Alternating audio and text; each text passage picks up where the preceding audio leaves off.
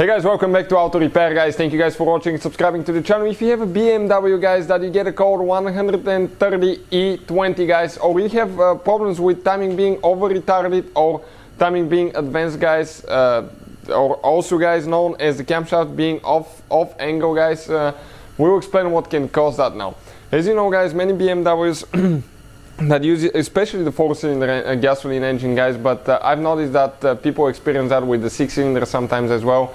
They used to have problems with the timing chain failing guys, and we're going to explain about that in a little bit, and we'll explain guys what can cause you to get that code even after you put new timing chain tensioner, new guides, because the guides were the weak part of that engine guys, and you still keep getting that code. So stay with us and we'll explain that now.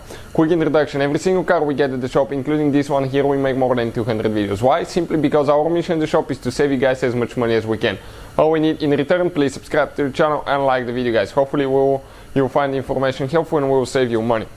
Now, if you guys need to buy any of the special tools that you need to work on your BMW or anything like that, for timing chain replacement, anything like that, we'll have the link in the description of the video below to see where you can get them from. As you know, this is the N20, or if it's the super ultra low emission vehicle engine, it will be N26, but N20 and N26, they're related engine. Almost everything is the same with some minor differences. Now, this is the failed timing chain guide. Most of the people will replace the guide only when they do the timing chain replacement procedure update, but guys, if you just replace the timing chain tensioner and the timing chain guide, this is not going to do it for you. Sometimes it may work out, sometimes it may not. I've had people that actually replace timing chain guide and tensioner, and they use the old sprockets, okay, the old sprockets with the old chain.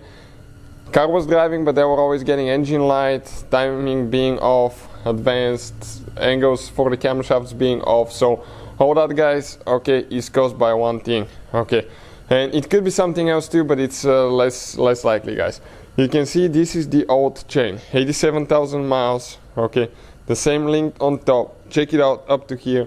There is guys 1 tooth difference, okay, on that timing chain. 1 tooth difference. This timing chain stretched guys.